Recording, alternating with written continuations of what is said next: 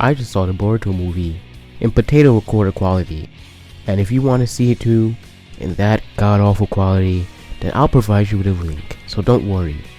Now this movie, I really enjoyed it.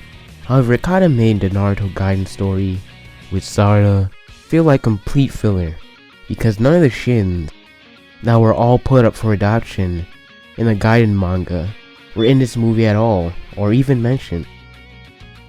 And I had heard Gaiden was gonna lead up to the Naruto movie, which made me believe that it has some connection somehow, like maybe have the army of Shin clones come help fight the villains or something, but nope, Gaiden was proven to be completely filler and a complete waste of time. Even the lesson Sarada learned in Gaiden was kinda pointless, because Naruto gave her that speech about how you don't have to be related by blood to be considered family, and it turns out that she was the biological daughter of Sakura anyway. Even the events didn't make any sense, both Naruto and Sasuke conveniently losing to Shin for the convenience of the plot, and Sakura coming out of nowhere to like beat Shin in one hit. Like, yo, thankfully that kind of bullshit doesn't really happen in the Boruto movie, which I'm grateful for, cause that was ridiculous in Gaiden.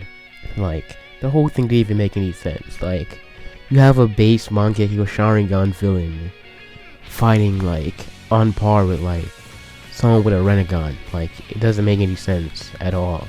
But that doesn't happen in the Boruto movie. They're both fighting like how they should be. Like, before Naruto even goes to fight, he asks Kurama, "Hey bruh, it's been a while, but you didn't get rusty, did you?" And Kurama bursts out and basically goes like, "Fuck out of here."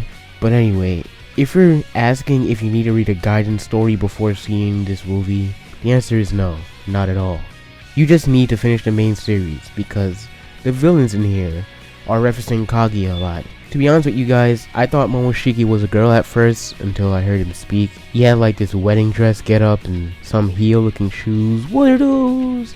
By the way, the first thing Momoshiki does when he shows up is kick Naruto through a wall, and he goes flying. Like, damn Momoshiki, ever thought of playing for a team? I hate to be the goalie trying to block a ball from Momoshiki, goddamn. He can absorb ninjutsu somehow with his renegons on his hands, which is kind of a trend in the movie, because now Konoha has this new ninja tool that you can store ninjutsu in a scroll and shoot it out, which is how Boruto does it Chidori. I thought he would have learned Chidori from being taught by Sasuke, but that's not the case. Speaking of Sasuke, why does he think he's Batman all of a sudden? Like, the first time we see Sasuke is at night with his black cape, worn just like how Batman wears his. I still think Boruto's character conflict is kinda silly, to be honest with you. He's upset his dad is working all day and doesn't spend enough time with him. The first half of the movie is basically dwelling on this, but the whole first half of the movie, I'm just like, bruh, at least your dad's there, you know? Naruto's dad's dead.